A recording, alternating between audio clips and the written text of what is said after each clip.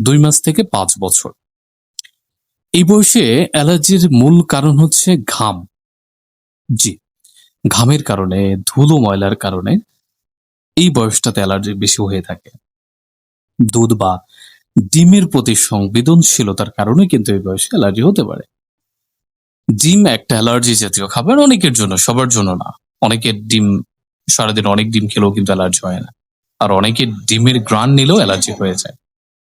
আবার অনেক সময় মশার কামড়েও কিন্তু অ্যালার্জি হয়, আবার খাবারের কারণেও কিন্তু অ্যালার্জি হয় এই বয়সটাতে বেশ করে।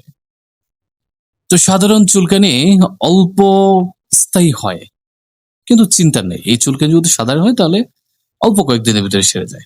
শিশু ত্বক পরিষ্কার রাখবেন, ঠান্ডা পানি দিয়ে গোসল করাবেন যদি অ্যালার্জি হয়ে যায়, এবং ধুলো বালি থেকে দূরে রাখবেন, দেখবেন যে সেরে গেছে। কিন্তু যদি চুলকানি রাতে বেশি হয়, কখন? রাতে ঘুমাতে না পারে, ত্বকে ঘা বা রক্ত পড়ে, তাহলে এটি অ্যাটোপিক ডার্মাটাইটিস হতে পারে। কি করতে হবে? খুব দ্রুত একজন চিকিৎসকের প্রয়োজন, চিকিৎসকের কাছে চলে যাবেন, ডাক্তার দেখাতে হবে। ঠিক আছে? কারণ শিশুরা কিন্তু বলতে পারে না, এই বয়সে যে শিশু আছে তারা আপনাকে বলবে না।